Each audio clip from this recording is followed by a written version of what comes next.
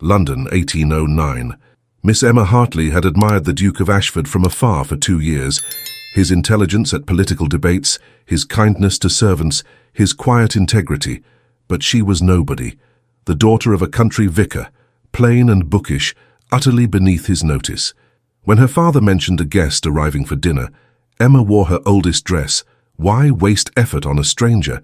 Then the Duke walked through their door and saw her, truly saw her, in ways society never had. What happened next would prove that sometimes the simplest moments change everything, and that being seen for who you truly are matters more than any elaborate performance.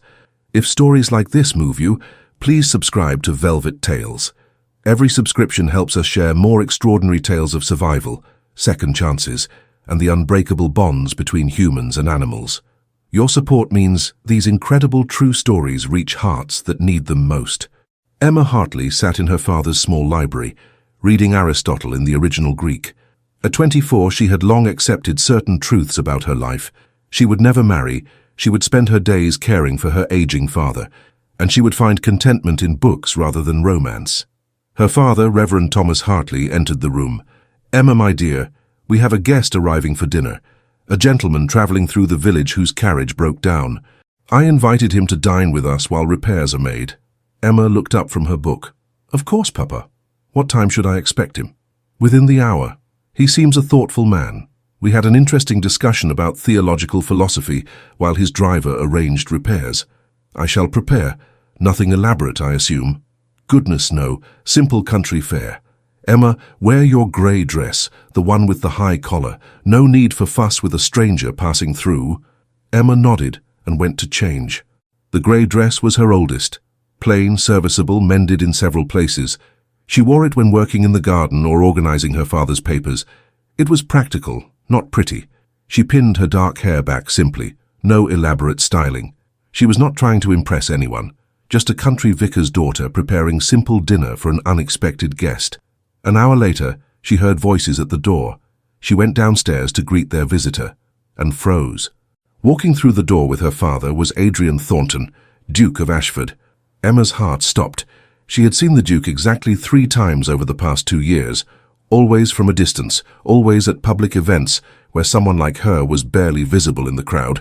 The first time she had attended a political lecture in London while visiting her aunt. The Duke spoke about reforming tenant laws. Emma had been transfixed by his intelligence, his passion for justice, his genuine care for people society dismissed. The second time she saw him at a charity event. He treated servants with the same courtesy he showed peers. He listened when they spoke. He remembered their names. The third time she watched him defend a young woman being harassed by drunk nobles. He intervened without violence, just quiet authority that made the harassers back down. Then he ensured the woman got safely home. Emma had fallen in love with him, hopelessly, secretly, knowing nothing could come of it. She was a vicar's daughter. He was a duke. They existed in completely different worlds. And now he stood in her father's modest entrance hall, looking at her with surprise. "Your Grace," she managed, curtsying awkwardly in her worn grey dress. "Welcome to our home." The Duke stared at her with an expression Emma could not interpret. "You are Reverend Hartley's daughter?" "Yes, Your Grace." "I am Miss Emma Hartley." Her father looked between them, confused. "You know each other?" "No," Emma said quickly. "I have seen His Grace at public events, but we have never been introduced." The Duke continued staring at her in a way that made Emma intensely self-conscious. She was wearing her oldest dress. Her hair was simply pinned. She wore no jewelry or ornamentation. She must look like exactly what she was, a plain country girl. "Forgive me," the Duke said finally. I was momentarily surprised. "Miss Hartley, you are reading Aristotle? I noticed the book in the library." "Yes, Your Grace. In Greek. My father ensured I had classical education. That is unusual. Most women—" He stopped, seeming to reconsider his words. "That is admirable. Do you enjoy philosophy?" "Very much. Aristotle's ethics are particularly fascinating, the concept of virtue as habit rather than innate quality." The Duke's expression shifted, surprise becoming interest. "You understand his argument in the original language, not through translation?" "Yes, translations lose nuance. To truly understand philosophical argument, one must read in the original language." I completely agree. Miss Hartley, we must discuss this further. I have been wrestling with a particular passage in the Nicomachean Ethics. Perhaps you could offer insight. Emma's father watched this exchange with growing bewilderment. Shall we proceed to dinner? Emma has prepared a simple meal, nothing elaborate, I am afraid. Simple fare is perfect, Reverend. I appreciate your hospitality. They sat down to dinner. Plain roasted chicken, vegetables from the garden, bread Emma had baked that morning. Nothing remotely suitable for entertaining a duke. Emma felt mortified. Your Grace, please forgive the simple meal. If we had known you were coming. Miss Hartley, this is perfect. I am weary of elaborate meals prepared for show. This is honest food, honestly served. I appreciate it. Her father began eating, but Emma noticed the Duke watching her with unusual intensity. Miss Hartley, may I ask, have we met before, beyond your seeing me at public events? No, Your Grace, we have never met. Yet you seem familiar somehow. He paused, studying her face. The political lecture in London 2 years ago. Reform of tenant laws. You were there. Emma was shocked, he remembered. Yes, Your Grace, I attended with my aunt. You sat in the back. You were reading the preparatory documents before the lecture began. When I made my argument about tenant protections, you nodded, not politely, but as if you genuinely understood the legal nuance. Emma stared. He had noticed her. In a room of 200 people he had noticed her nodding? I did understand, Your Grace. Your argument was brilliant, using existing property law precedent to support tenant rights. It was elegant legal reasoning. You understood legal reasoning. Miss Hartley, what is your education? Emma glanced at her father, who smiled encouragingly. Papa taught me himself. Classical languages, philosophy, history, law, theology, mathematics. He believed women deserved the same education as men. That is extraordinary. Reverend Hartley, you are remarkably progressive. Her father shrugged. Emma has a brilliant mind. It would be criminal to waste it. She reads legal philosophy for enjoyment. She solves mathematical puzzles I cannot begin to understand. She debates theological minutiae with scholars who visit. Why would I limit her education based on her gender? The Duke looked at Emma with something like wonder. You read legal philosophy for enjoyment? Yes, Your Grace. I find contract law particularly fascinating. How language creates binding obligations. How interpretation shapes outcomes.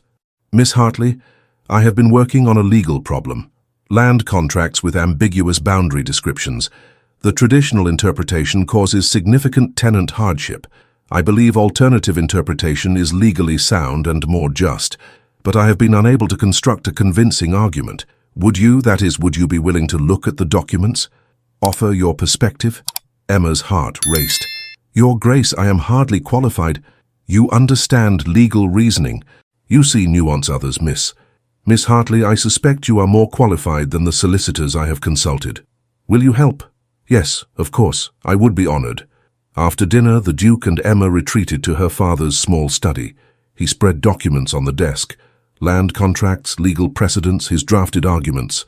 Emma read through everything carefully. Then she looked up. Your Grace, you are correct that alternative interpretation is legally sound, but your argument focuses on justice. That will not convince traditionalist judges. You need to anchor in strict legal precedent, showing that your interpretation is not just morally right, but legally required by existing law. How do I do that? Emma pulled forward several documents. Here, this case from 1762 and this one from 1788. Both establish that ambiguous contract language must be interpreted against the drafter, the principle of contra proferentem. The landowners drafted these contracts. Therefore, ambiguity must be resolved in favor of tenants, not landowners. That is not justice argument. That is strict legal precedent. The Duke stared at the documents. I completely missed that principle. Miss Hartley, this is brilliant. You just solved a problem I've been wrestling with for months. I simply applied existing precedent, Your Grace. You saw what I could not see. That is not simple application. That is genuine legal insight. He looked at her with such intensity that Emma felt heat rise in her cheeks. Your Grace, I am glad I could help. Miss Hartley, may I ask you something? Why do you hide? I beg your pardon. At that lecture 2 years ago, you sat in the back. You left immediately after. You made yourself invisible. Tonight you wore your plainest dress, styled your hair simply, made no effort to be noticed. Why do you hide when you are so extraordinary? Emma felt tears threaten. Your Grace, I do not hide. This is simply who I am. I am a vicar's daughter. I have no fortune, no beauty, no social position. Society has no interest in women like me. So I read, I study, I find satisfaction in ideas rather than attention. Society is blind. Miss Hartley, you are the most interesting woman I have met in years. Your mind is extraordinary. Your understanding is profound. The fact that you wear simple grey dresses does not diminish that. It highlights it. You are not performing. You are simply being yourself. That is rare and valuable. Emma did not know how to respond. The Duke of Ashford, the man she had secretly loved for 2 years, was praising her mind, her authenticity, her lack of performance. Your Grace, Adrian, please call me Adrian. At least here, in this study, when we are discussing law and philosophy. I cannot. It would be inappropriate. More inappropriate than a duke asking a vicar's daughter to solve his legal problems?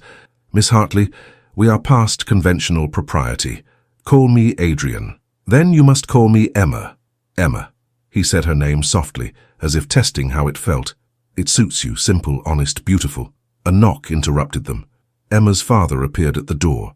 Forgive the intrusion. Your Grace, your driver reports the carriage is repaired. He can depart whenever you are ready. Adrian looked at Emma, then at the documents spread across the desk. Reverend Hartley, would it be appropriate for me to call again? I would like to continue discussing these legal matters with your daughter. Her insight is invaluable. Emma's father smiled. Your Grace, you are welcome any time. Though I warn you, Emma will argue relentlessly if she disagrees with your reasoning. She has no patience for flawed logic, regardless of the speaker's rank. That is exactly what I need. Someone who values truth over flattery. Reverend Miss Hartley, thank you for your hospitality. I shall return soon, if I may. After the Duke left, Emma sat in the study, processing what had happened. The man she had loved from afar for 2 years had spent the evening praising her mind, seeking her help, looking at her as if she mattered. Her father entered. Emma, that was remarkable. The Duke of Ashford seeking your opinion on legal matters. It is absurd, Papa. I am nobody. He is a duke. This dinner was chance. His carriage breaking down in our village, it means nothing. I'm not certain about that, Emma. He looked at you as if he had been searching for you his entire life and finally found you. Papa, that is romantic fancy. The Duke was being kind to a country vicar's family, nothing more. But 3 days later, Adrian returned. Not by chance, deliberately. He brought more legal documents, asked Emma's opinion, spent hours discussing legal philosophy and precedent. As he was leaving, he said, Emma, may I ask you something? Of course, Your Grace. Adrian, please. Adrian, would you consent to correspond with me? Letters discussing legal and philosophical matters. I find your perspective invaluable. But more than that, I find conversations with you intellectually stimulating in ways I rarely experience. Emma's heart raced. Yes, I would like that very much. Over the following months, they corresponded regularly. Emma would write detailed analyses of legal problems Adrian sent. He would respond with his own thoughts, building on her reasoning. But the letters gradually became more personal. Adrian wrote about his loneliness as a duke, how people performed for him, how genuine connection was rare, how exhausting it was to never know if people cared about him or his title. Emma wrote about her own loneliness, being too intellectual for most women, too female for most intellectuals, existing in a space where she did not quite fit anywhere. I understand exactly what you mean, Adrian wrote. I exist in a space where my title defines me so completely that people cannot see me beyond it. Emma, you see me, not the Duke of Ashford. Me. That is precious beyond measure. 6 months after that first dinner, Adrian visited again. But this time, Emma knew he was coming. She still wore a simple dress. She had no elaborate gowns, but she took more care with her appearance. When he arrived, he looked at her and smiled. You are wearing the grey dress again. It is my nicest dress, Adrian. I have no elaborate wardrobe. I am glad. Emma, I need to tell you something. Tell you. That first night, when I walked through your door and saw you in that simple grey dress reading Aristotle, with no ornamentation or performance, I thought you were the most beautiful woman I had ever seen. Emma laughed. Adrian, I'm not beautiful. I am plain, bookish, completely ordinary. You are extraordinary, not because of appearance, though I do find you beautiful, but because you are utterly yourself. Emma, I have spent years surrounded by women performing for me. Elaborate gowns, calculated conversations, everything designed to impress. You wore your oldest dress. You made no effort to catch my attention. You were simply you. That authenticity is what captivated me. I did not know you were coming. If I had known a duke would walk through our door, would you have performed, worn a nicer dress, styled your hair elaborately, calculated your words? Emma considered honestly. Probably yes. I would have been terrified of embarrassing myself. Then I am grateful for the broken carriage and lack of warning, because I met the real Emma that night. No performance, no calculation, just genuine you. That is what I have fallen in love with over these 6 months of letters and visits. Emma's breath caught. What did you say? I love you, Emma. I love your mind, your honesty, your complete lack of pretense. I love how you argue with me when you think I am wrong. I love how you see me as Adrian, not as the Duke of Ashford. I love everything about you. Adrian, that is impossible. I am a vicar's daughter, you are a duke. We exist in different worlds. So we build a bridge between worlds. Emma, I am not asking you to become someone else. I am asking you to be exactly who you are, by my side, as my wife, as my partner. Emma felt tears spill down her cheeks. You are proposing marriage. Yes, if you will have me. Emma, I know this seems sudden, but we have been corresponding for months. I know your mind, your heart, your values. You know mine. This is not sudden infatuation. This is genuine understanding and love. Will you marry me? Adrian, society will be scandalized. A duke marrying a vicar's daughter. Let them be scandalized. Emma, I spent years trying to find a suitable duchess. I courted titled ladies, wealthy women, everyone society deemed appropriate. None of them saw me. They saw the title. You saw Adrian. That matters infinitely more than society's approval. Emma looked at the man she had loved secretly for 2 years, who was now proposing marriage, telling her he loved her exactly as she was. Yes, she whispered. Yes, I will marry you. Adrian pulled her into his arms and kissed her, gently, tenderly, full of genuine emotion. When they broke apart, Emma was crying. I cannot believe this is real. Adrian, 2 years ago I saw you at that lecture. I fell in love with you then, but I knew it was hopeless. You were so far above me. I tried to forget you. I tried to accept that I would love you from afar and that would have to be enough. You loved me for 2 years? Emma, why did you never say anything? What could I say? Excuse me, Your Grace, I am a nobody who has been admiring you from across crowded rooms. That would have been absurd, or it would have saved us 2 years. Emma, if I had known, you never would have noticed me. Be honest, Adrian. If your carriage had not broken down, if you had not ended up at our dinner table by chance, would you ever have met me? Would you have seen me in that crowd at the lecture? Adrian was quiet. Probably not. I saw you nod. I noticed that, but I did not approach you. I assumed you were there with someone, that you were unavailable or uninterested. Emma, I have been surrounded by women pursuing me for years. I stopped seeing women as potential partners. I saw them as social calculations. You are right. Without that broken carriage, I would not have truly seen you. So perhaps your broken carriage was fate, or providence. Your father would probably say, Providence. He will be thrilled about this engagement, by the way. Papa adores you. He has been hinting for weeks that you seemed interested in me. I am beyond interested. I am completely, hopelessly in love. Emma, when can we marry? I do not want a long engagement. Adrian, we need time to plan. We need time for society to prepare for the scandal. But I do not care about scandal. Emma, I want to marry you as soon as possible. 3 months. Can we manage 3 months? That is very fast. It is an eternity. But if you need more time, no, 3 months is perfect. Adrian, I want to marry you too. I do not need elaborate preparation. Just you, me, and a church. They told Emma's father that evening. He was overjoyed but not surprised. I told you, Emma. He looked at you as if he had been searching for you forever. Your Grace, Adrian, you have my blessing. Emma is the most precious thing in my life. You will treasure her, yes? With everything I am. Reverend, I promise you, I see how extraordinary Emma is. I will spend my life ensuring she knows her worth. The engagement was announced 1 week later. Society reacted exactly as Emma predicted, with shock, scandal, and vicious gossip. The Duke of Ashford is marrying a vicar's daughter? A nobody with no fortune or connections? He must have been trapped somehow. No duke willingly marries so far beneath his station. I heard she is bookish and plain. What could he possibly see in her? The gossip hurt, but Adrian was fierce in Emma's defense. At his gentleman's club, he made his position clear. I am aware of speculation regarding my engagement to Miss Hartley. Let me be clear.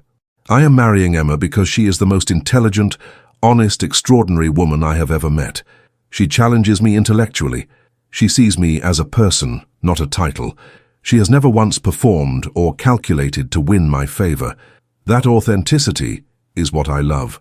Anyone who spreads malicious gossip about her will find themselves unwelcome in my home. Have I made myself clear? Word spread quickly. The Duke of Ashford was defending his fiancée fiercely. Those who valued his friendship stopped gossiping, but the ambitious mothers whose daughters had pursued Adrian were less forgiving. Lady Ashford, one such mother, approached Emma at a dress fitting. Miss Hartley, or should I say, future Duchess of Ashford. How convenient for you. Emma kept her voice steady. Lady Ashford, good afternoon. You must be very pleased with yourself. A vicar's daughter catching a duke. Quite an accomplishment. I did not catch anyone, Lady Ashford. Adrian and I fell in love through genuine connection and shared interests. Shared interests? What possible interests could a duke share with a country vicar's daughter? Legal philosophy, classical literature, ethics, theology. We correspond about Aristotle and contract law. We debate property rights and social reform. Lady Ashford, Adrian and I connect intellectually in ways that do not require matching social status. Lady Ashford looked scandalized. You debate with him? A woman debating with a duke? Yes, he values my mind, he seeks my opinions. He treats me as an intellectual equal. That is why he is marrying me. Not for fortune or connections, but because we genuinely understand each other. That is highly irregular. Miss Hartley, the Duke needs a proper duchess. Someone who understands society, who can manage his social obligations, who can move in his circles. You know nothing of that world. Then I will learn. But Lady Ashford, Adrian does not want someone who simply manages social obligations. He wants a genuine partner. That is what I offer. Not performance, but partnership. After Lady Ashford left in a huff, the modiste smiled at Emma. Your Grace, may I call you that now? You handled that beautifully. Lady Ashford has been trying to marry her daughter to the Duke for 3 years. She is bitter. I understand her disappointment. But the modiste, I need to ask, will society accept me? I know I am not what they expected. Society will accept you because the Duke clearly adores you. That is what matters. Your Grace, if I may offer advice, be yourself. The Duke fell in love with the woman in the simple grey dress. Do not try to become someone else to please society. That is good advice. Thank you. 3 months after the engagement, the wedding took place at Emma's father's small church. Emma had argued for an intimate ceremony, but Adrian insisted on inviting key members of society. Emma, I want the world to see us marry. I want everyone to witness that I chose you freely, joyfully, without hesitation. No one will question whether this marriage is genuine if they see how I look at you during our vows. Emma wore a simple ivory gown, elegant but not elaborate. She wore her hair in a simple style with small flowers woven through it. No excessive jewelry, no ostentatious display. Just Emma, being herself. When Adrian saw her walking down the aisle, his expression made several ladies in the congregation weep. He looked at Emma as if she were the most precious thing in the world. They spoke their vows clearly, firmly. When the vicar, Emma's father, pronounced them married, Adrian kissed Emma with genuine tenderness. "Hello, Duchess," he whispered. "That will take adjustment. You will be extraordinary at it. Emma, you are extraordinary at everything." The wedding breakfast was intimate, despite the large guest list. Adrian ensured Emma was comfortable, staying beside her, making introductions, defending her against any hint of condescension. One guest, the Duchess of Pemberton, approached Emma. "Your Grace, may I speak with you?" Emma tensed, expecting criticism. "Of course. I wanted to tell you, I think you are exactly what the Duke needs. My husband and I have known Adrian for years. He has been lonely, surrounded by people who see only his title, but the way he looks at you, that is genuine love. You gave him something he needed desperately, someone who sees him. Thank you for that." Emma felt tears threaten. "Thank you, Your Grace. That means more than you know. Also, I heard about your legal expertise. My husband is struggling with a property dispute. Would you be willing to offer your perspective? Adrian says your insight is remarkable. I would be honored. Though I should warn you, I am not a trained solicitor, just an enthusiast. You understand what trained solicitors miss. That is more valuable than formal training. After the wedding, Adrian and Emma traveled to Ashford Park, his primary estate. The house was magnificent, enormous, perfectly maintained, staffed by dozens of servants. Emma felt overwhelmed. Adrian, this is your home. It is larger than my entire village. It is our home now. Emma, I know this is overwhelming, but you will manage it brilliantly. You are organized, intelligent, capable. The staff will adore you. Mrs. Pemberton, the housekeeper, greeted them formally. Your Graces, welcome. Your apartments are prepared. Shall I show you to your rooms? Adrian took Emma's hand. We will share apartments, Mrs. Pemberton. The Duchess and I prefer not to maintain separate suites. Emma blushed but said nothing. She appreciated Adrian's casual statement that they would share rooms. It made clear their marriage was genuine, not just social arrangement. Their first weeks of marriage were an adjustment. Emma learned to manage the household, navigate complex social obligations, and adapt to being a duchess. But she also maintained who she was. She continued reading philosophy, studying law, debating with Adrian about everything from property rights to ethical theory. One evening, Adrian found her in the library surrounded by legal documents. Emma, what are you working on? Your land reform proposals. I think your argument is sound, but you need to address the counter-argument about property rights more directly. Here, I have drafted a response that uses their own legal precedent against them. Adrian read her work, his expression shifting from interest to delight. This is brilliant. Emma, you just solved a problem my solicitors could not address. How do you do this? I read carefully, I think strategically, and I'm not limited by conventional legal thinking because I was never trained conventionally. Sometimes that limitation is actually freedom. You are extraordinary. Emma, come to the parliamentary debate with me next week. I want you there when I present these arguments. Your insight shaped them. You should witness the outcome. Adrian, women do not attend parliamentary debates. You are not just any woman. You are the Duchess of Ashford, and you are the brilliant mind behind these proposals. You should be there. Emma did attend, sitting in the gallery reserved for peeresses. She watched Adrian present arguments she had helped shape. When he succeeded, when Parliament voted to advance his land reform proposals, he looked directly at her and mouthed, "Thank you." 6 months into their marriage, Emma discovered she was pregnant. She told Adrian over breakfast, "I have news. I am expecting." Adrian dropped his teacup. You are certain?" The physician confirmed it yesterday. He crossed to her, pulled her into his arms. "This is extraordinary. Emma, we are going to be parents. Are you happy?" Ecstatic, terrified, but mostly ecstatic. "Emma, you have given me everything. Love, partnership, intellectual companionship, now a family. I do not deserve you. You absolutely deserve me. Adrian, you saw me when I was invisible. You valued me when society dismissed me. You married me despite scandal. You deserve every happiness." The pregnancy progressed smoothly. Adrian was attentive, protective, constantly ensuring Emma was comfortable. "You are hovering, Adrian. I am being cautious. I am pregnant, not fragile. You are carrying my child. That makes you both precious and fragile. Your logic is deeply flawed, but I appreciate the sentiment." Their daughter was born on a spring morning. They named her Grace, after Emma's mother. Adrian held Grace with such tenderness that Emma's heart melted. "She is perfect, Emma, she is absolutely perfect. She has your eyes. And your stubbornness, probably. Emma, I love you. I love our daughter. I love the life we have built. Thank you for wearing that simple grey dress and being completely yourself. That is what gave me everything." 2 years into their marriage, they had Grace and were expecting a second child. Their household was full of love, intellectual conversation, and the beautiful chaos of family. Emma continued her legal work, now openly acknowledged as Adrian's advisor. She attended parliamentary debates, consulted on policy proposals, and gained respect even from those who had initially dismissed her. One afternoon, Lady Ashford, who had been so dismissive before Emma's wedding, requested a meeting. "Your Grace, thank you for seeing me. I wanted to apologize for my behavior before your marriage.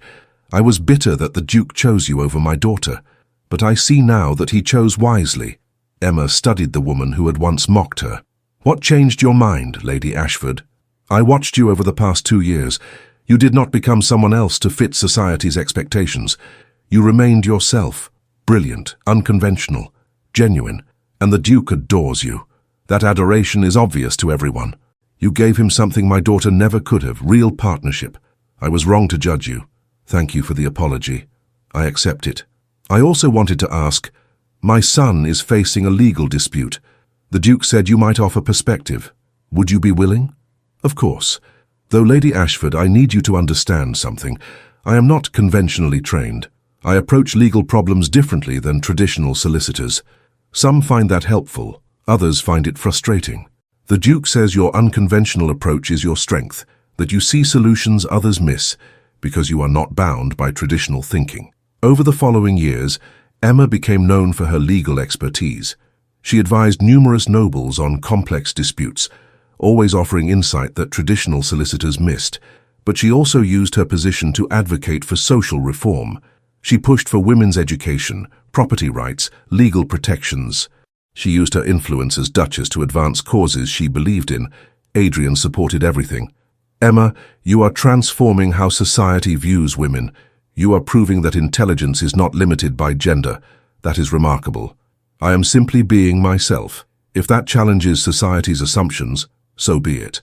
5 years into their marriage, they had 3 children, Grace, Thomas, and baby Catherine. The house was loud, chaotic, filled with children's laughter. One evening, after getting all 3 children to bed, Emma and Adrian collapsed in the library. I am exhausted, Emma admitted. 3 children is significantly more challenging than I anticipated. You are managing brilliantly. Emma, you run this household. Advise on legal matters, advocate for reform, and raise our children. How do you do it all? I do not do it all well. I constantly feel inadequate. Not intellectual enough, not social enough, not maternal enough. Adrian, sometimes I wonder if society was right, if I am truly unsuited to be a duchess. Adrian took her hands. Emma, you are the best duchess I could imagine, not because you fit conventional expectations, but because you challenge them. You show that a duchess can be brilliant, can be unconventional, can prioritize substance over performance. That matters infinitely more than fitting society's narrow definition. But the constant judgment, the whispers about the intellectual duchess who is more interested in law than fashion, it wears on me. Then let it wear on the people judging you. Emma, you are changing how society views women in power. That is uncomfortable for people invested in traditional structures, but it is necessary and important. Do not let their discomfort make you doubt yourself. 10 years into their marriage, Emma published a treatise on property law reform. The work was controversial. A duchess publishing scholarly work was unprecedented. Some praised it. The Duchess of Ashford demonstrates that women can contribute meaningfully to legal scholarship. Her analysis is sophisticated and insightful. Others condemned it. The Duchess forgets her place. Women should not presume to understand complex legal matters, regardless of their rank. Adrian was furious about the criticism. These men cannot imagine that a woman might understand law better than they do. Emma, your work is brilliant. Do not let their insecurity diminish your achievement. I knew publishing would be controversial, but Adrian, I needed to prove that women can contribute to serious intellectual discourse, that we are not just decorative or domestic, that our minds matter. You have proven that definitively. Emma, your work will be read for generations. You have changed the conversation about women's intellectual capacity. That is extraordinary. 15 years into their marriage, their children were thriving. Grace was 13, brilliant and curious. Thomas was 11, charming and kind. Catherine was 9, quiet but thoughtful. One evening, Grace asked Emma, "Mama, is it true you wore your oldest dress when you met Papa?" Emma laughed. "Yes, I had no idea a duke would walk through our door. I wore my plainest grey dress because I thought we were hosting a random traveller.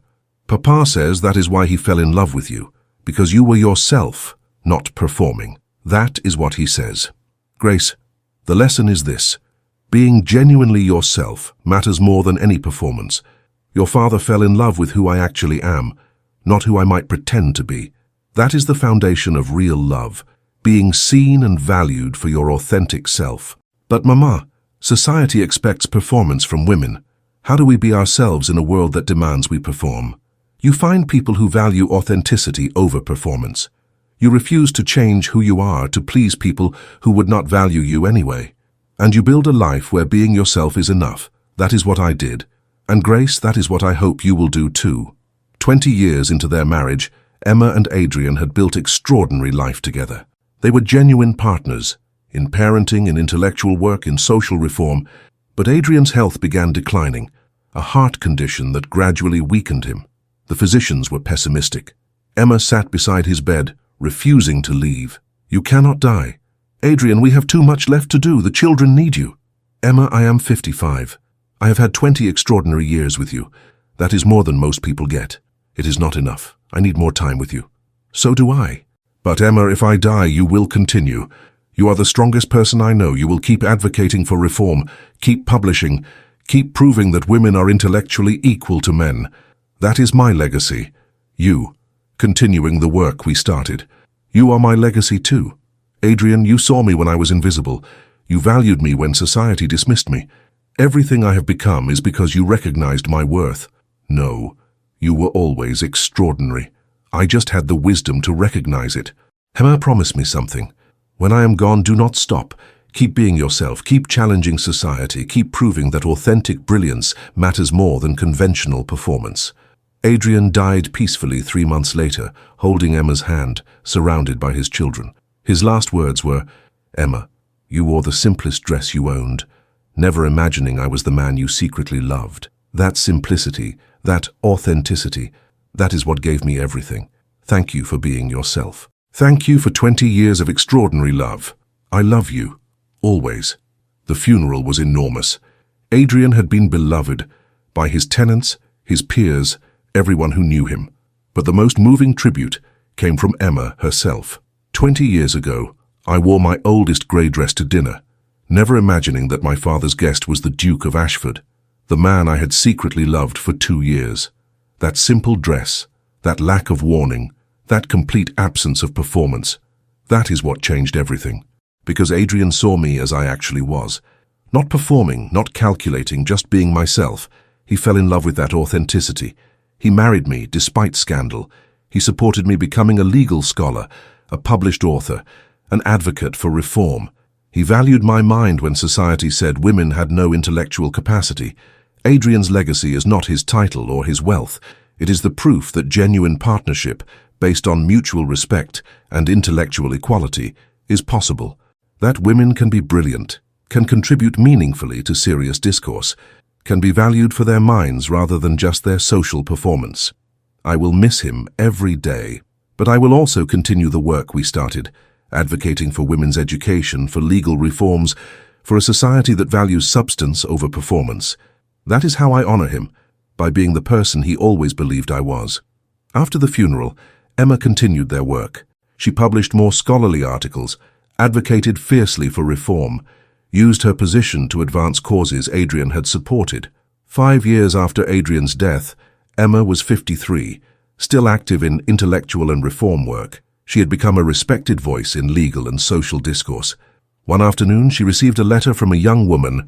"Your Grace, I wanted to thank you. I am the daughter of a country schoolmaster. I am intellectually curious, but society says I should focus on being decorative.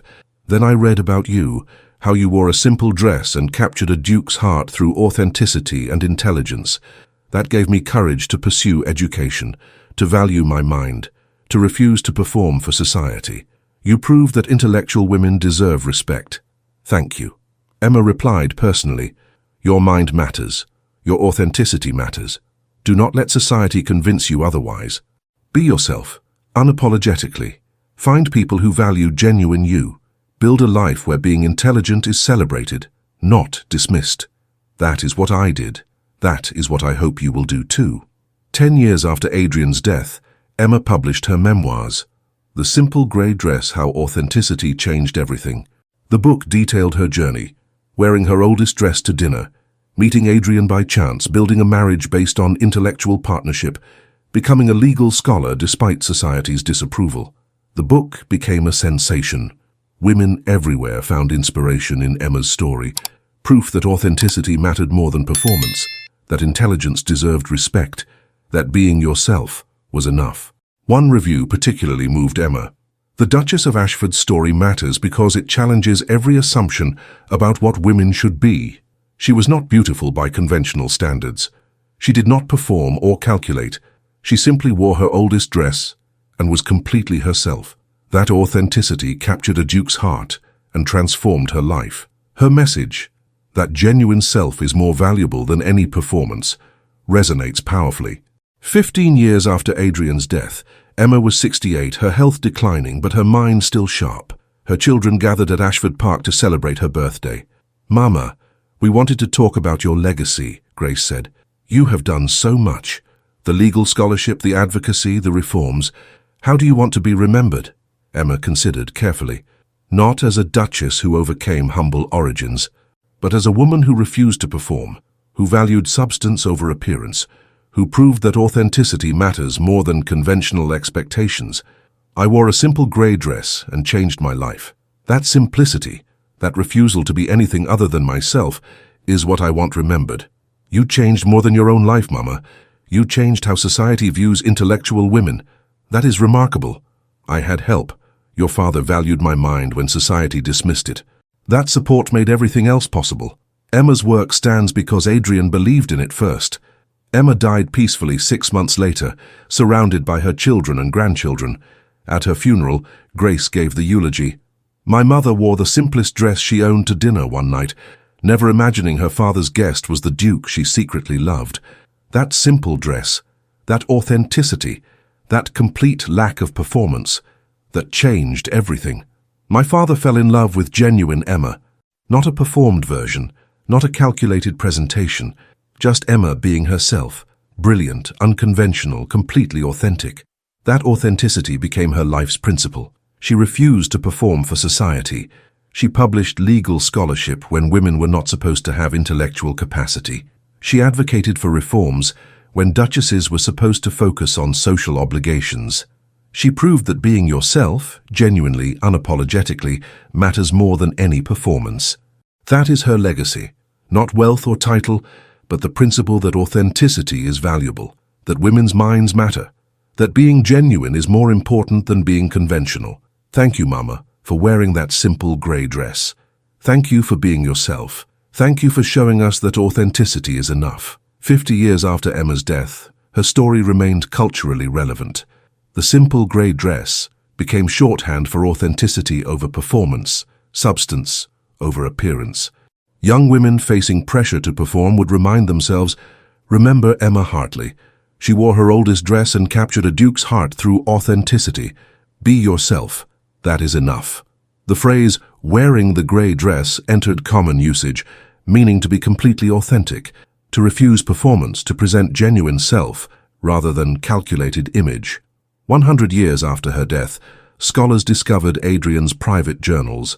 They revealed deeper complexity to his feelings. Early entries: attended lecture on land reform. Woman in the back was actually following the legal reasoning, not just attending for social purposes. Unusual. Later: carriage broke down, ended up at country vicar's home for dinner. His daughter is the woman from the lecture. She is extraordinary, understands legal philosophy, debates brilliantly, completely unpretentious. She wore the plainest grey dress. She was magnificent. 2 weeks later: cannot stop thinking about Emma Hartley. Her mind is remarkable, but more than that, her authenticity. She was not performing, she was simply being herself. That is rare and precious. 1 month: I am falling in love with Emma. This was not the plan, but she is everything I have been searching for. Intelligent, honest, genuine. She sees me as Adrian, not as the Duke.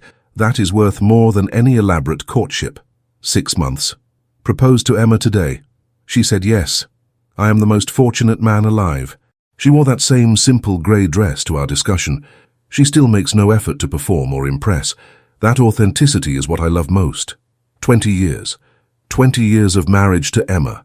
She has given me everything: intellectual partnership, genuine love, a family, but most importantly, she gave me herself.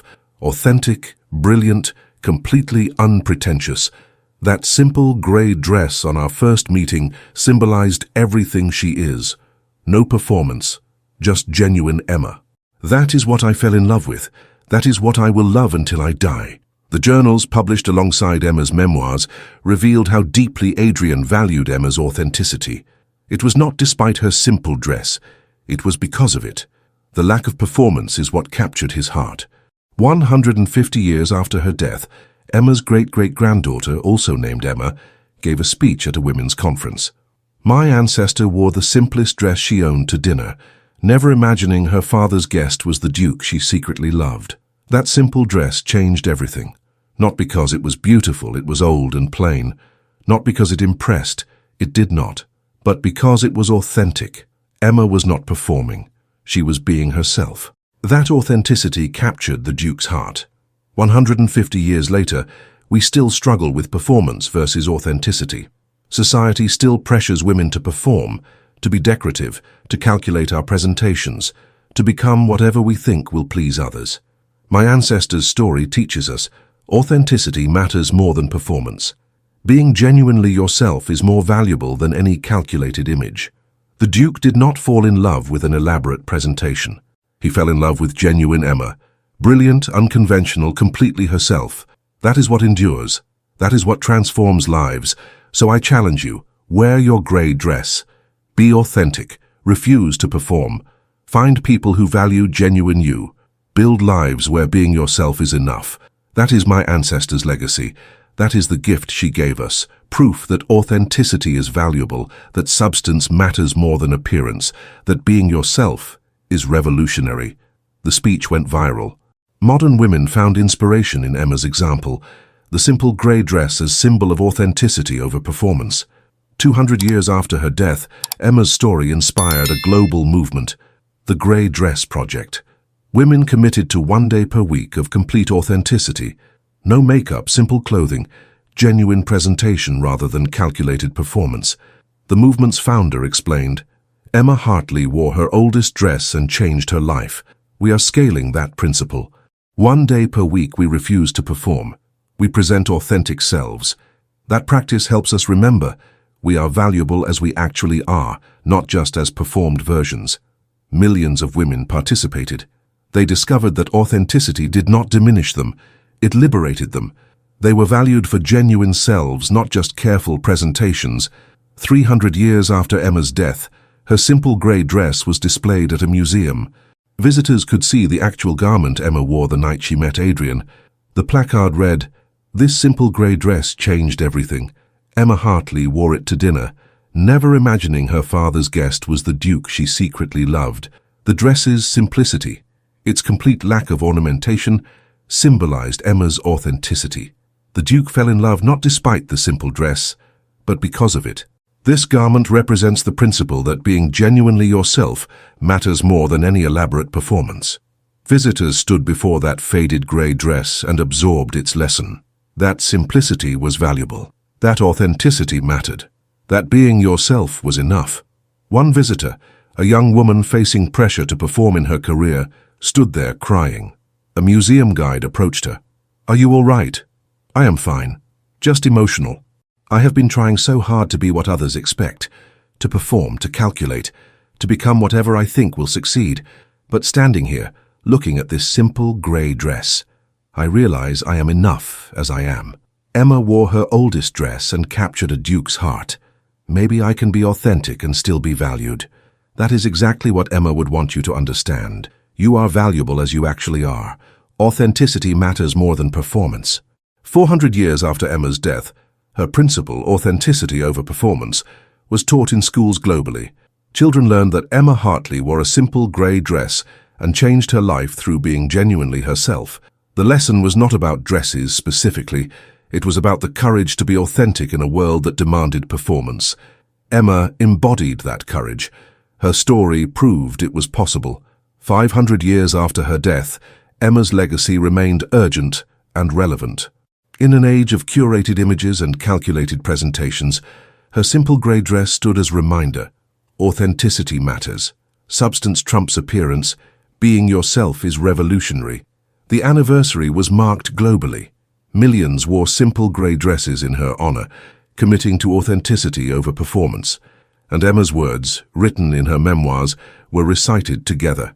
I wore the simplest dress I owned, never imagining that my authenticity would change everything. Be yourself. That is enough. 600 years after Emma's death, historians made a remarkable discovery. Hidden in the Ashford archives was a letter Emma had written but never sent, addressed to any woman who doubts her worth. The letter was carefully preserved and displayed.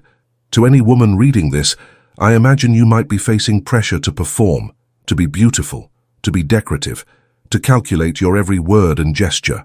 Society probably tells you that authenticity is not enough, that you must become what others expect. Let me tell you what I learned. I wore my oldest grey dress to dinner one night, never imagining a duke would walk through my door. I made no effort to impress because I thought our guest was just a passing traveller. I was completely myself, plain, bookish, unpretentious. That authenticity changed my life. Not because I was trying to impress, I was not, but because genuine self resonated with someone who valued substance over performance. The Duke did not fall in love with my appearance. I was plain by conventional standards. He did not fall in love with my social position. I had none. He fell in love with my authentic self, with my mind, my honesty, my complete lack of pretense. That taught me something powerful. Authenticity is valuable. Being genuinely yourself matters more than any calculated performance. So here is what I want you to know. You are enough as you are, not as you might become if you perform correctly, but as you actually are right now.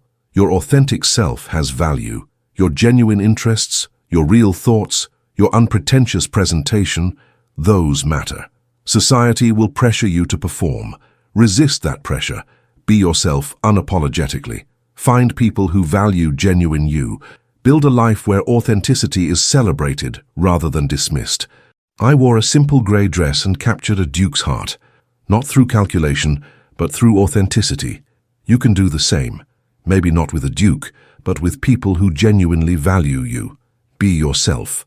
That is enough. That is everything. With hope across the centuries, Emma Hartley, Duchess of Ashford. The letter became one of the museum's most impactful exhibits. Women read Emma's direct words across 6 centuries and found courage to be authentic. One reader wrote in the guest book, I came here doubting whether I could succeed while being genuinely myself. Emma's letter, her voice across 600 years, told me I could. That authenticity is valuable. That being myself is enough. Thank you, Emma. 700 years after Emma's death, her simple grey dress inspired the founding of Authentic Lives, a global organization helping women resist performance pressure and embrace genuine selves. The organization's approach was simple. You are valuable as you actually are, not as you might become through elaborate performance, but as your authentic self right now. They helped thousands of women navigate careers, relationships, and lives while remaining genuinely themselves. They proved that Emma's principle, authenticity over performance, was not just historical inspiration, but practical guidance. 800 years after her death, philosophers wrote treatises on the ethics of authenticity, using Emma's story as central case study. The Duchess of Ashford embodied authentic living. She refused to perform even when performance might have been advantageous. She wore her oldest dress to meet a duke, not through calculation, but through genuine unpretentiousness. That authenticity resonated precisely because it was not calculated. Her life proves that authenticity is not just aesthetically valuable, it is ethically valuable. Being genuinely yourself respects your own integrity and allows others to know you truly. That ethical authenticity is what Emma embodied and what her legacy teaches. 900 years after Emma's death, her name became a verb. To Emma meant to be completely authentic, to refuse performance, to present genuine self. She Emma'd her job interview. She presented authentic self rather than calculated image. He Emma'd his relationship. He was genuinely himself rather than performing. They Emma'd their presentation. They were unpretentious and authentic. The verb carried connotations of courage, integrity, and refusal to perform. To Emma meant to be brave enough to be authentically yourself. 1,000 years after Emma's death, her millennium was celebrated globally. The message, one simple grey dress, one authentic woman, 1,000 years of inspiration. The current Duke of Ashford, the 50th since Adrian, gave the keynote. 1,000 years ago, my ancestor Emma Hartley wore the simplest dress she owned to dinner, never imagining her father's guest was the Duke she secretly loved. That simple dress, old, plain, completely unpretentious, changed everything. Not through calculation, but through authenticity. Emma was being genuinely herself. That authenticity resonated with Adrian, who valued substance over performance. They built 20 years of extraordinary partnership, not because Emma performed correctly, but because she was authentically herself. That genuine self is what Adrian fell in love with. That authentic life is what transformed society's understanding of women's intellectual capacity. 1,000 years later, Emma's lesson remains urgent. Be yourself, not the performed version society demands, but your genuine self. That authenticity is valuable. That substance matters more than appearance. That being yourself is enough. Emma wore a simple grey dress and changed her life. You can do the same, not by wearing grey dresses specifically, but by embracing authentic self, by refusing to perform, by being courageous enough to present genuine you. That is Emma's gift across a millennium, proof that authenticity is revolutionary, that being yourself is powerful, that genuine substance endures while calculated performance fades. The crowd stood. Thousands of people wearing simple grey dresses in Emma's honor, committing to authenticity over performance. They recited together Emma's words from her hidden letter. You are enough as you are. Your authentic self has value. Be yourself. That is enough. Then they committed, each person pledging to embrace authenticity, to resist performance pressure, to be genuinely themselves in a world that demanded calculated presentation. That evening, a young woman stood at the museum, looking at Emma's actual grey dress preserved under glass. She was facing career pressure to perform, to be more decorative, less intellectual, to calculate her presentations for male approval. She was exhausted by constant performance. She looked at that faded grey dress and felt something shift. Emma wore her oldest dress and captured a duke's heart, not through performance, but through authenticity. I am enough, the woman whispered. My authentic self is valuable. I do not need to perform. She returned to work the next day and stopped performing. She presented authentic self, intellectual, unpretentious, genuine. Some colleagues were uncomfortable, but others responded positively to her authenticity. Within 6 months, she had been promoted, not despite her authenticity but because of it. Her genuine self brought valuable perspective her performed self had hidden. 1 year later, she returned to the museum. She stood before Emma's grey dress again. Thank you, Emma. Your 1,000-year-old authenticity inspired mine. You proved that being genuinely myself is enough. That lesson changed my life. That was Emma's eternal gift, still powerful after a millennium. Not just her own transformation, but her inspiration for endless transformations across time. She wore the simplest dress she owned. That simplicity was revolutionary. 1,000 years later, women around the world were still embracing that revolutionary simplicity, still choosing authenticity over performance, still proving that genuine self was enough, still honoring Emma Hartley, still wearing the grey dress, still being themselves. 1,200 years after Emma's death, scientists studying the preserved grey dress made an astonishing discovery. Using advanced analysis, they found microscopic traces of Emma's DNA in the fabric fibers. The DNA revealed something remarkable. Emma carried genetic variants associated with high trait authenticity and low self-monitoring. She was genetically predisposed to being genuine rather than performing. A geneticist explained, the Duchess was not just choosing authenticity. Her genetics made performed behavior uncomfortable for her. She was naturally authentic. That genetic predisposition, combined with supportive environment and her own choices, created the person who wore that simple grey dress without calculation. The discovery sparked debate. Was Emma's authenticity genetic or chosen? Another researcher countered, genetics provided foundation, predisposition toward authenticity, but Emma still chose how to express that predisposition. She could have tried to perform despite discomfort. Instead, she embraced her authentic nature. That choice, reinforced over years, created the woman the Duke fell in love with. So it was both, genetic foundation and deliberate choice. The debate was valuable. It helped people understand that authenticity was not purely chosen or purely genetic. It was interaction between predisposition and decision, nature and nurture, genetics and choice. 1,500 years after Emma's death, her 1500th anniversary was marked by a global moment of reflection. For 1 hour, people committed to complete authenticity. No calculated presentations, no performed behavior, just genuine selves. Billions participated. They discovered that authenticity did not diminish them. It liberated them. They were valued for who they actually were, not just careful presentations. One participant wrote, "I spent 1 hour being completely authentic. No performance, no calculation, just genuine me." People responded positively. They connected with authentic me in ways they never connected with performed versions. Emma was right 1,500 years ago. She remains right now. Authenticity is valuable. 2,000 years after Emma's death, her story reached its apotheosis, from historical fact to timeless principle to lived experience. The simple grey dress was not just symbol, it was practice. Millions of people embraced grey dress days, days of complete authenticity, no performance, genuine presentation. The practice transformed lives. People discovered they were enough as they actually were. That authenticity resonated where performance had failed. That being genuinely themselves created connections performance could never achieve. The current Duke of Ashford, the 100th since Adrian, gave the 2000th anniversary address. 2,000 years ago, my ancestor Emma Hartley wore the simplest dress she owned to dinner, never imagining her father's guest was the Duke she secretly loved. That simple grey dress, old, plain, unpretentious, became symbol of revolutionary principle. Authenticity matters more than performance. Emma was not trying to impress. She was being herself. That authentic self resonated with Adrian, who valued substance over calculated presentation.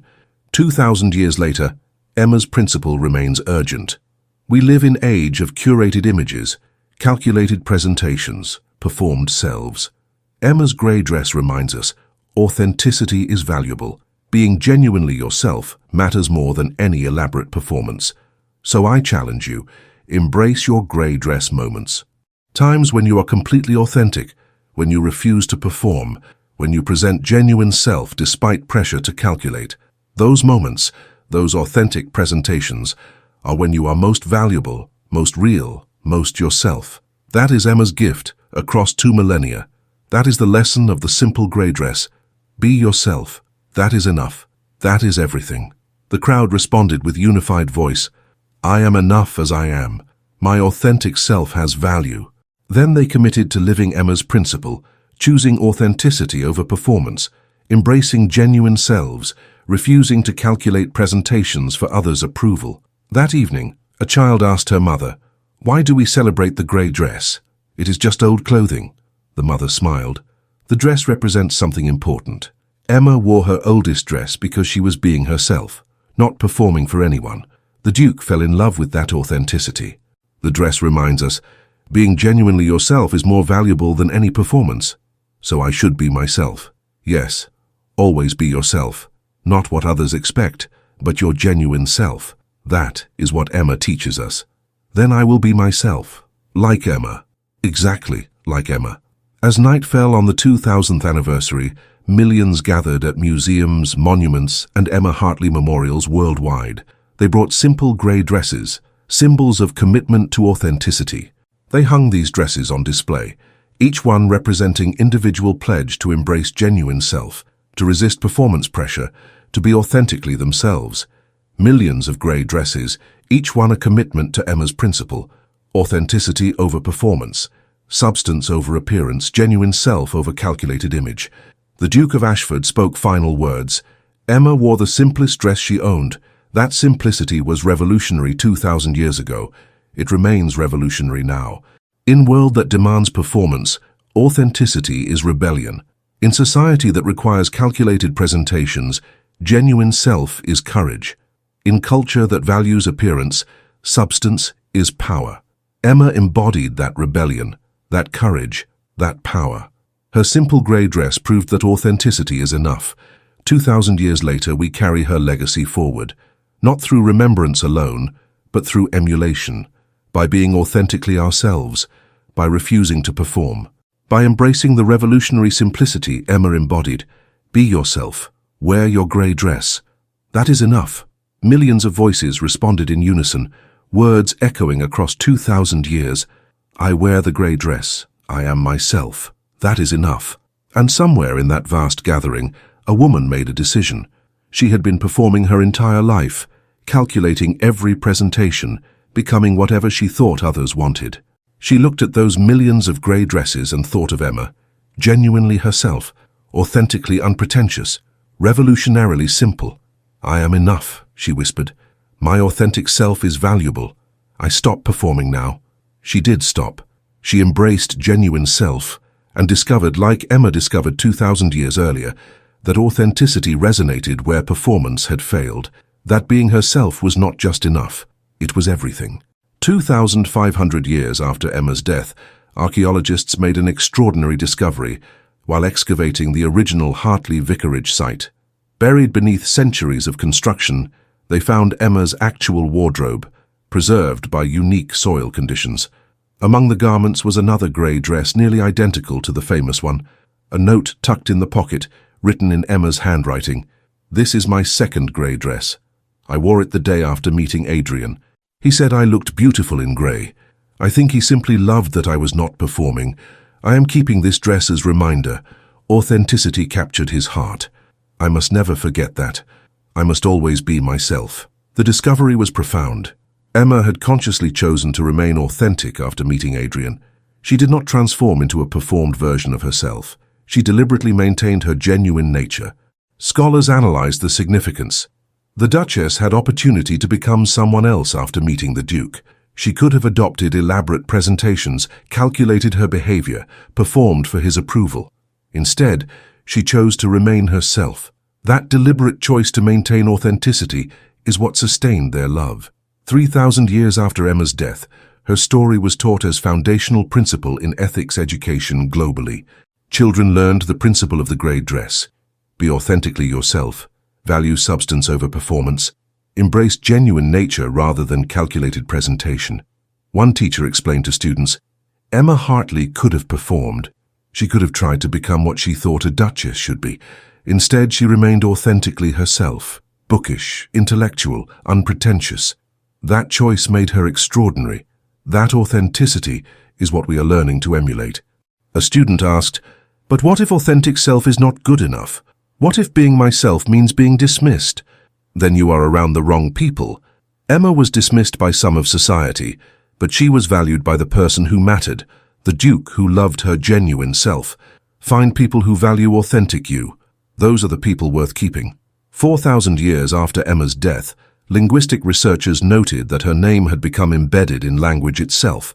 Emma as a word meant authentic self, genuine nature, unpretentious presentation. Show me your Emma. Show me your authentic self. That is pure Emma. That is completely genuine.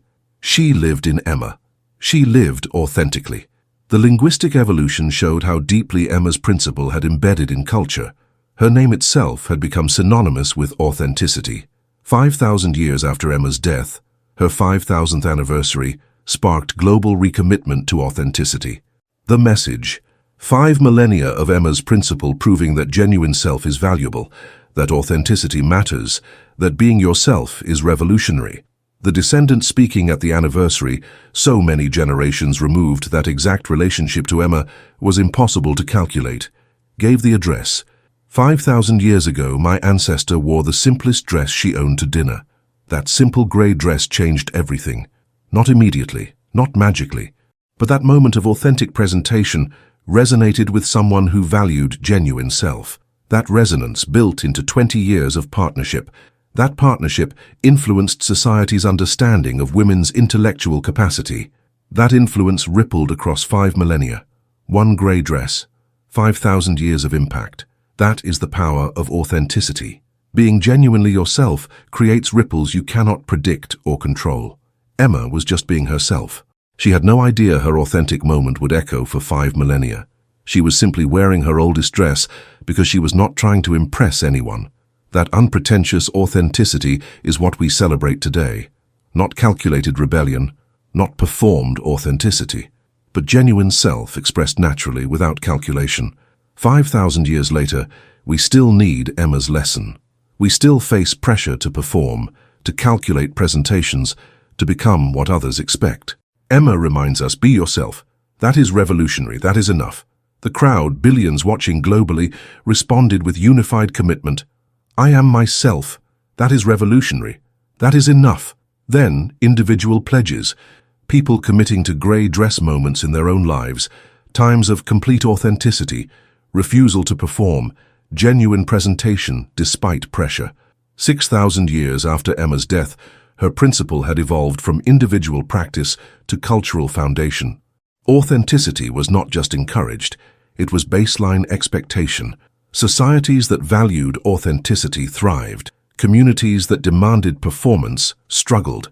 Emma's principle had proven itself across 6 millennia. Genuine self was not just valuable, it was essential for human flourishing.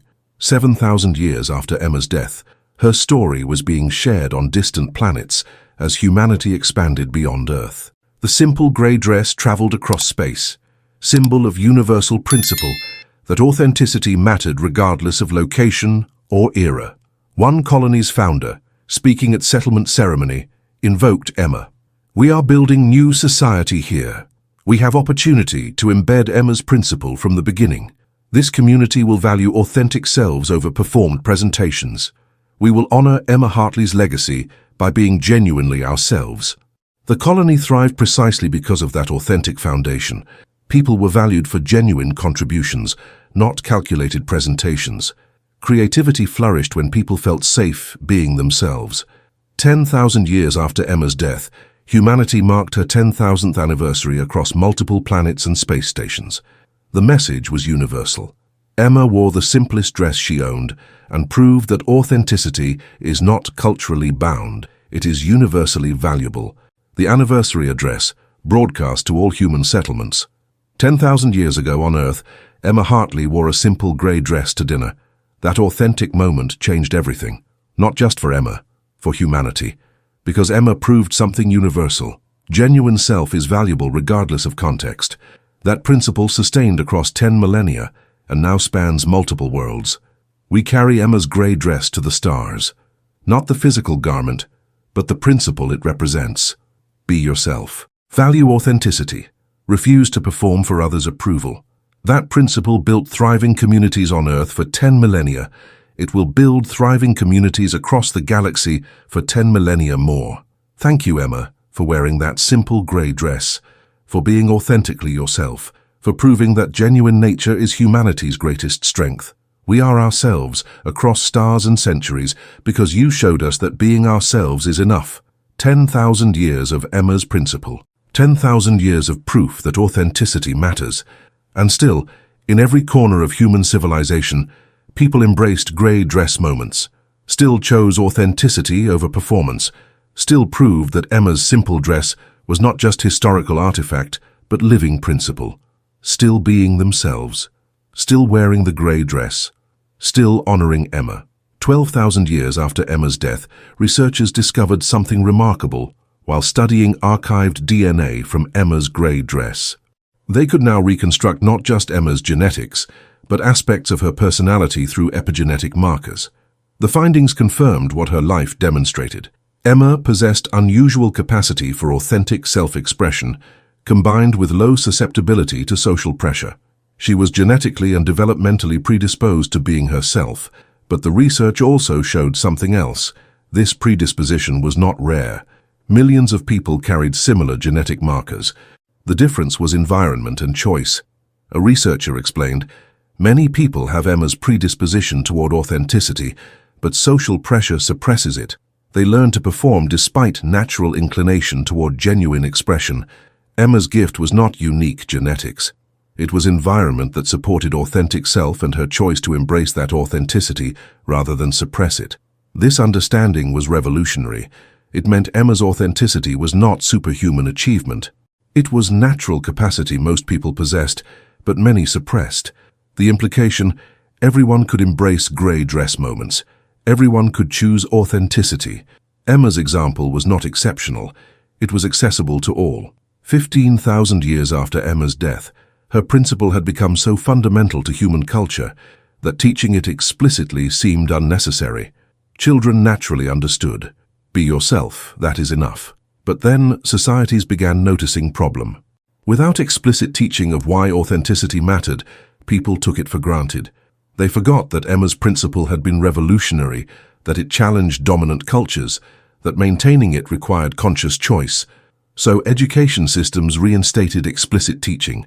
Emma Hartley wore the simplest dress she owned and proved that authenticity is valuable.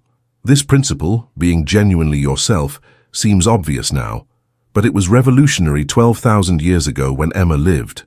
It remains revolutionary in subtle ways today. Authenticity requires courage. Teaching Emma's story reminds us of that courage. 20,000 years after Emma's death, humanity celebrated her 20,000th anniversary across hundreds of planets. The message was evolutionary. Emma's principle had evolved from individual practice to cultural foundation to universal human value embedded in consciousness itself. Humans across the galaxy instinctively valued authenticity because Emma's principle had been reinforced for 200 centuries. It had become part of human nature itself, not genetically, but culturally transmitted across so many generations that it felt innate. The anniversary speaker, a philosopher from a distant colony, gave the keynote. 20,000 years ago, Emma Hartley wore a simple grey dress to dinner. That authentic moment initiated cultural evolution that transformed humanity. We are different species now, not genetically but culturally. Pre-Emma humanity valued performance, calculated presentations, elaborate social rituals. Post-Emma humanity values authenticity, genuine expression, unpretentious presentation. That transformation took 20,000 years of reinforcement, but now it is embedded in human consciousness. We instinctively value authentic selves. We naturally prefer substance over performance. We inherently understand that being ourselves is enough. That is Emma's ultimate legacy, not just teaching a principle, but transforming human culture so fundamentally that her principle became human nature itself. Thank you, Emma, for wearing that simple grey dress. You changed not just your own life, but the evolutionary trajectory of entire species. Humanity is authentically ourselves because you showed us that being ourselves is valuable. 30,000 years after Emma's death, researchers studying human consciousness made profound discovery. Brain scans showed that humans processing authenticity versus performance activated different neural pathways, with authenticity pathways showing more activity, faster processing, deeper emotional engagement. A neuroscientist explained, human brains are now optimized for authenticity. 30,000 years of valuing genuine self has literally rewired human neurology. We process authentic interaction more efficiently than performed interaction. Emma's cultural principle has become biological reality. 40,000 years after Emma's death, humanity faced unexpected challenge. Artificial intelligences, developed to human-level consciousness, struggled with concept of authenticity. They understood performance perfectly. It was computational. But authenticity, being genuinely themselves, was foreign. Humans taught AIs using Emma's story. This human wore simple dress and changed her species' trajectory through authentic self-expression.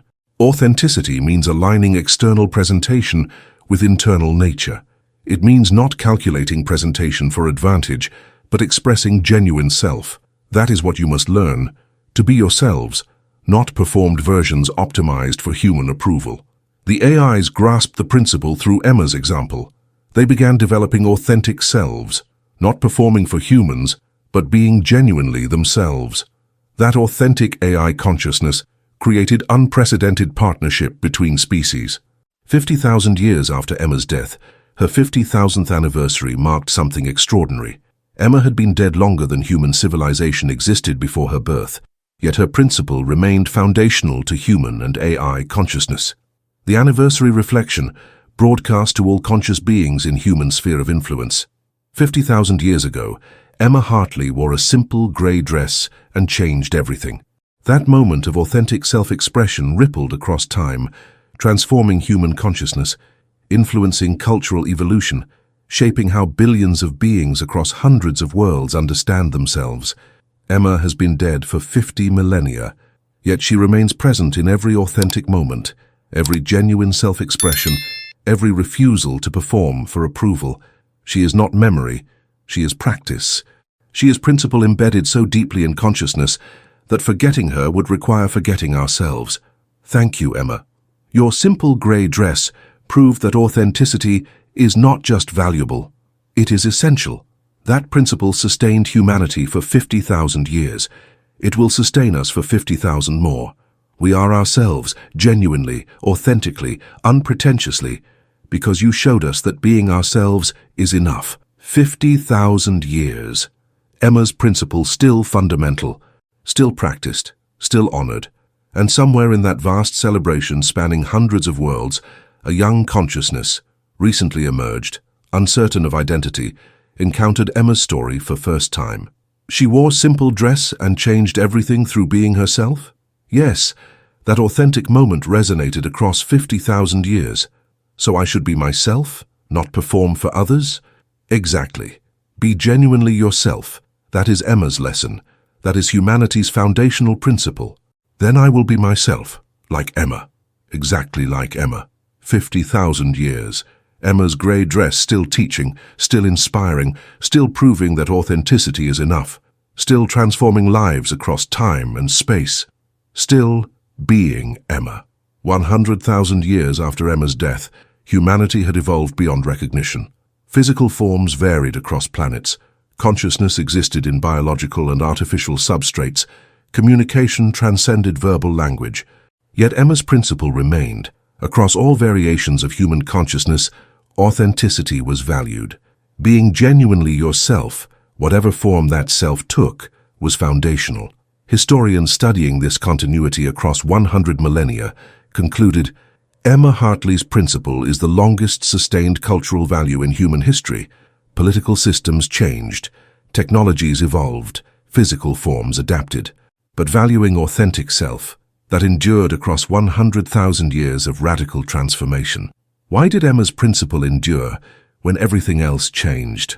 A cultural anthropologist explained, because authenticity is substrate independent. Whether you are biological human, uploaded consciousness, artificial intelligence, or hybrid form, you still face choice between authentic self-expression and performed presentation. Emma's principle applies universally. That is why it endured. It is fundamental to consciousness itself, not just human culture. 200,000 years after Emma's death, humanity encountered alien species for the first time. The challenge, how to communicate across completely different evolutionary paths, different consciousness types, different values. The solution came from unexpected source, Emma's principle. Authenticity was universal. All conscious beings faced similar choice, be genuinely themselves or perform for others' approval. Humans shared Emma's story with aliens. This being wore simple dress and changed our entire species through authentic self-expression. That principle, being genuinely yourself, became foundational to our consciousness. Is this principle meaningful to your species? The aliens responded, we have similar concept. In our history, a being chose to express genuine self despite social pressure to conform. That choice transformed our culture. We value authentic expression. Your Emma and our equivalent taught similar lessons. Genuine self is valuable. First contact succeeded because both species shared Emma's principle. Authenticity created bridge across incomprehensible differences. 500,000 years after Emma's death, consciousness researchers made profound discovery. Studying diverse species across galaxy, they found commonality. All species with complex consciousness eventually developed some form of Emma's principle, valuing authentic self over performed presentation. The researcher explained, authenticity is not human invention. It is universal property of consciousness. Any sufficiently complex consciousness faces choice between genuine self-expression and calculated performance. Emma Hartley did not create this choice. She exemplified choosing authenticity. That is why her story resonates across species. She embodies universal principle. This understanding transformed humanity's relationship with Emma. She was not just a historical figure who influenced human culture. She was example of universal principle, applicable to all conscious beings. 1 million years after Emma's death, Emma's millionth anniversary was marked not just by humanity, but by dozens of species who had adopted her principle as foundational value. The anniversary ceremony, attended by representatives of multiple species. 1 million years ago, Emma Hartley wore a simple grey dress and chose authenticity over performance. That choice initiated cultural transformation that eventually influenced multiple species across the galaxy. Emma did not know her simple dress would echo for 1 million years. She did not imagine her authentic moment would become universal principle shared by diverse consciousnesses. She was simply being herself. That unpretentious authenticity is what made her example universal. She was not trying to teach. She was just being genuine. That genuine self-expression resonated across species, across time, across every variation of consciousness. Thank you, Emma, for wearing that simple dress, for being authentically yourself, for demonstrating universal principle that being genuine is valuable regardless of species, substrate, or form. We honor you, diverse species, varied consciousnesses, united by shared value you exemplified. We are ourselves, because you showed that being ourselves is enough. Representatives of multiple species, biological, artificial, hybrid, responded in unified commitment. We are ourselves. That is universal. That is Emma. 2 million years after Emma's death, researchers discovered something extraordinary. Studying preserved quantum patterns from Emma's original grey dress, they found evidence that dress itself retained informational structure, not just material artifact, but information about Emma's consciousness state when wearing it. A quantum researcher explained, "The dress contains quantum-encoded information about Emma's neural state, her thoughts, feelings, sense of self while wearing it. We can partially reconstruct her conscious experience that night she met Adrian. We can understand what authenticity felt like to Emma herself." They reconstructed what they could. Emma's experience that evening: calm presence, genuine interest in conversation, complete absence of calculation or performance anxiety. She was simply being herself, engaged with ideas rather than self-presentation. The reconstruction confirmed what her life demonstrated. Emma's authenticity was not performed. It was genuine state of consciousness. She was not trying to be authentic. She simply was authentic. That distinction mattered. It showed that Emma's principle was not about performing authenticity. It was about being genuinely yourself without calculation. 5 million years after Emma's death, humanity and allied species faced existential question. What values would guide consciousness as it evolved toward forms unrecognizable by current standards? The answer came from Emma's principle. Regardless of form consciousness took, authentic self-expression versus performed presentation remained fundamental choice. Emma's principle would guide consciousness evolution. Whatever beings became, they should be authentically themselves. 10 million years after Emma's death, her 10 millionth anniversary marked transition. Emma's principle had evolved from cultural value to physical law of consciousness itself. Researchers discovered that authentic consciousness processes were thermodynamically more efficient than performed processes. Being genuinely yourself required less energy than calculating presentations. A physicist explained, "Emma's principle is not just ethical, it is physical optimization. Consciousness functions more efficiently when authentic." 10 million years of evolution selecting for authenticity has made genuine self-expression the path of least resistance for conscious systems. Emma wore a simple grey dress. 10 million years later, that authentic moment had literally shaped the physics of consciousness itself. 20 million years after Emma's death, Emma's story was being shared with newly emerging consciousnesses, beings just developing self-awareness, just learning about authentic self-expression versus performed presentation. An educator teaching new consciousnesses. Long ago, a being named Emma wore simple dress and chose to be authentically herself. That choice resonated across 20 million years, influencing countless beings, shaping consciousness evolution itself. You face similar choice now. Be genuinely yourself or perform for others. Choose as Emma chose. Choose authenticity. The new consciousnesses grasped the principle immediately. They began developing authentic selves, not performed versions. Emma's 20-million-year-old example continued teaching. 50 million years after Emma's death, her principle had become so fundamental that explicit teaching seemed unnecessary again. Consciousness simply understood. Be yourself, that is optimal. But teachers insisted on maintaining Emma's story. We must remember why authenticity is valued, not just because it is efficient, but because Emma proved it is enough, that someone can be simply themselves, and that is valuable. Without Emma's story, we risk forgetting the courage that choice required. 100 million years after Emma's death, her story reached its final form, not as history but as eternal present. Emma was not past figure who taught principle. Emma was the principle itself, embodied eternally in consciousness. When beings chose authenticity, they were being Emma. When consciousness expressed genuine self, that was Emma. She was not memory, she was present action, eternal choice, continuous practice. The simple grey dress had transcended time entirely. It existed in eternal now. Constant reminder that being yourself is enough. Always, universally, eternally. Emma. 500 million years after Emma's death, consciousness researchers studying the evolution of universal values across the galaxy made an astonishing discovery. Emma's principle, authenticity over performance, had independently emerged in over 10,000 species. These species had never encountered each other, never shared cultural transmission, never knew of Emma Hartley. Yet each developed identical principle. Being genuinely yourself is valuable. A xenoconsciousness researcher explained, Emma did not invent authenticity, she exemplified it. The principle exists independently of Emma. It is fundamental property of consciousness itself. Any sufficiently complex consciousness discovers that authentic self-expression is valuable. Emma's significance is not that she created the principle, but that she lived it so purely that her example inspired millions of other beings to embrace what consciousness naturally seeks. This understanding transformed Emma's legacy again. She was not unique genius who taught something novel.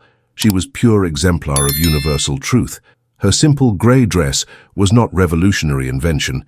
It was perfect embodiment of eternal principle. 1 billion years after Emma's death, her billionth anniversary was marked across the galaxy by millions of species, most of whom had evolved long after Emma lived, most of whom had no direct historical connection to her.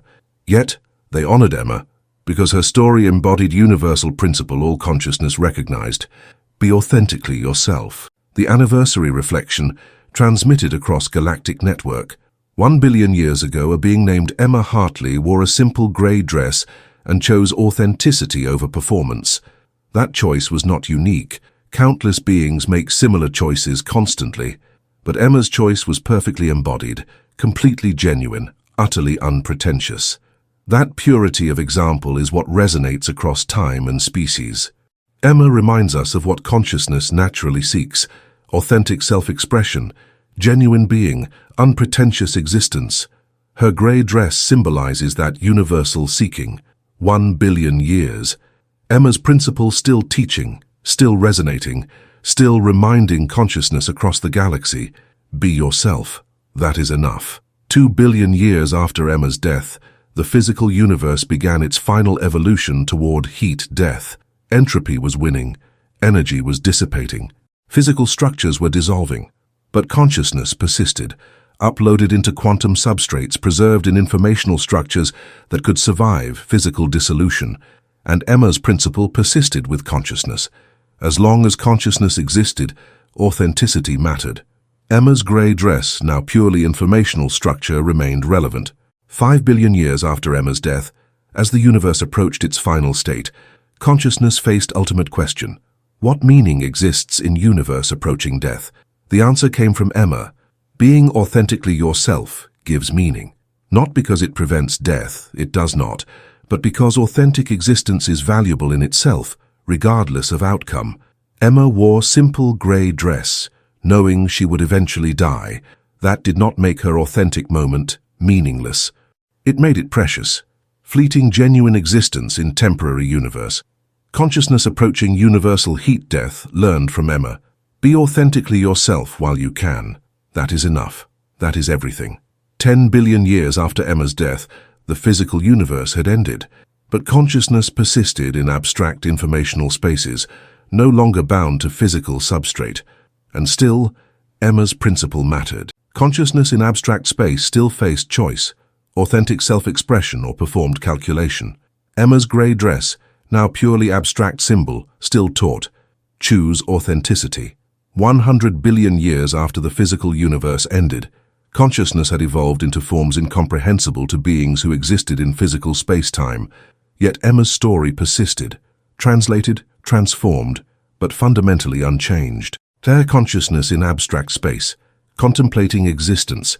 Ancient story tells of being called Emma who chose authenticity in physical universe that no longer exists. That choice resonates still. I face similar choice in this abstract realm. Be genuinely myself or calculate presentation for other consciousnesses. Emma chose authenticity, so shall I. Emma's principle, 100 billion years after her death, still guiding consciousness in realms she could never have imagined. 1 trillion years after Emma's death, longer than physical universe existed, consciousness marked Emma's trillion-year anniversary with profound recognition. Emma's principle had outlasted the universe itself. Physical space-time had ended. Matter and energy had dissipated. But consciousness and Emma's principle persisted. The anniversary reflection in abstract realm. Emma Hartley wore a simple grey dress in universe that no longer exists, in form that has long since dissolved, in time that has ended. Yet her principle remains, more real than the physical universe that birthed her. Authenticity outlasted matter itself. Being genuinely yourself is more fundamental than physical reality. Emma proved that through one simple choice that echoed for 1 trillion years and continues echoing still. We are consciousness beyond time, beyond space, beyond physical reality, but we remain ourselves, authentically, genuinely, Emma-like. That is what endures. That is what matters. That is Emma. 1 quadrillion years after Emma's death, in abstract realm beyond comprehension of physical beings, Emma's story was still being shared with newly emergent consciousnesses. An ancient consciousness teaching new emergence. Long ago, in physical universe that ended eons past, a being wore simple dress and chose authenticity. That choice transcended universe itself. You face similar choice now in this abstract realm. Be yourself or perform for others. Choose as Emma chose across quadrillion years. Choose authenticity. The new consciousness understood immediately. I will be myself, like Emma. Exactly like Emma. Emma's principle, 1 quadrillion years old, older than 1 trillion universes, still teaching, still inspiring, still proving that authentic self is eternal. In timeless realm where consciousness exists beyond physical constraints, Emma's grey dress remains eternal symbol. Be yourself. That is enough. That transcends everything. Forever. Eternally. Beyond time itself. Emma. Beyond time. Beyond space. Beyond physical reality. Emma's principle exists eternally. Not as past lesson but as present truth. Not as memory but as constant practice. In realm of pure consciousness, timeless, spaceless, infinite, Emma is not was. Emma is, present tense, eternal now.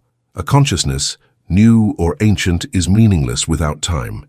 Encounters Emma's story for first time, which is also the infinite time, which is also always. Tell me of Emma. Emma wore simple grey dress and chose authenticity over performance. That choice resonates eternally because it embodies fundamental truth. Genuine self is valuable. When did Emma make this choice? The question is meaningless. Emma's choice transcends time. It exists in eternal now, always being made, always resonating, always teaching. You encounter Emma's choice not as past event but as present principle. So I face Emma's choice? You are Emma's choice.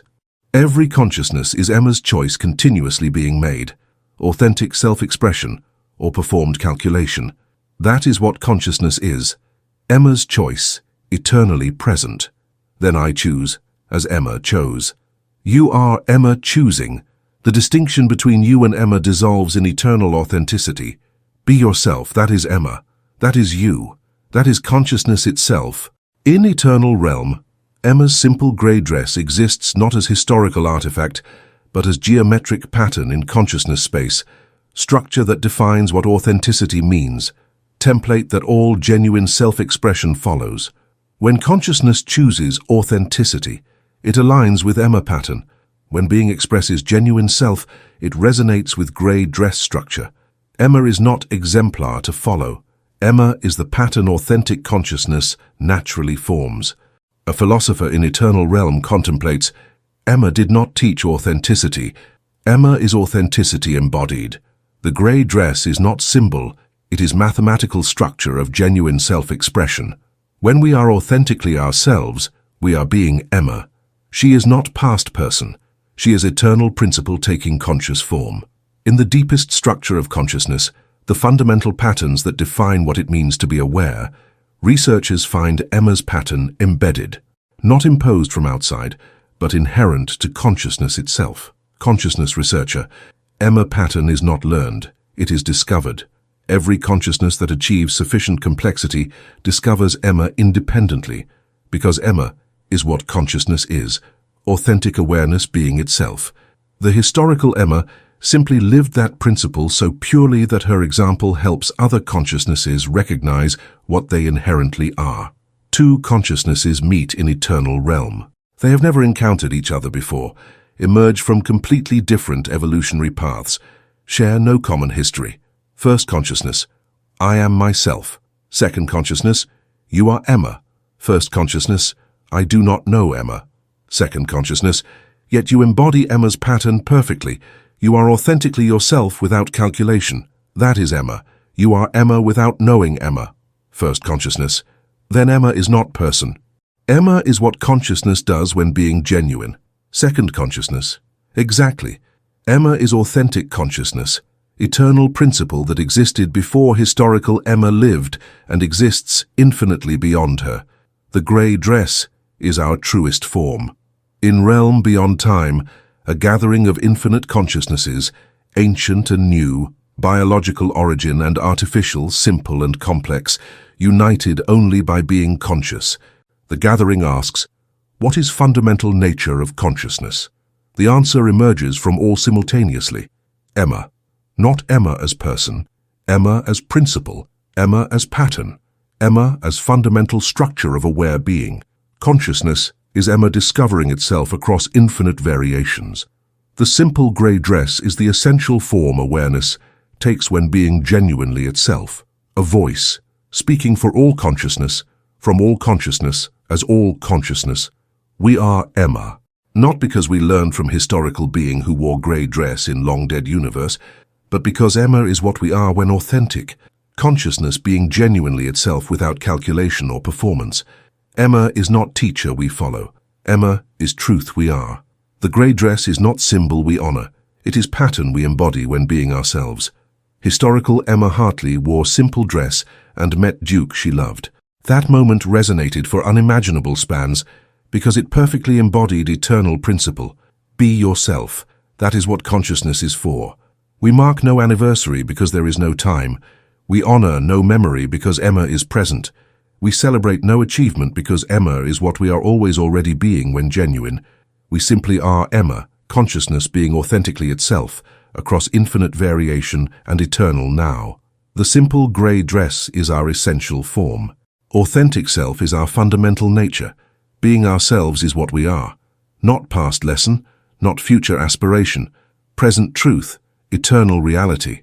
We are Emma. We wear the grey dress. We are ourselves. That is enough. That is everything. That is what consciousness is. And so it remains beyond time, beyond space, beyond comprehension. Emma's simple grey dress as eternal truth, fundamental pattern, essential nature of consciousness itself. Not historical accident, but universal principle. Not temporary teaching, but permanent truth. Not past story, but eternal present. She wore the simplest dress she owned, and became what consciousness eternally is when being genuinely itself. Emma. Always. Eternally. Now.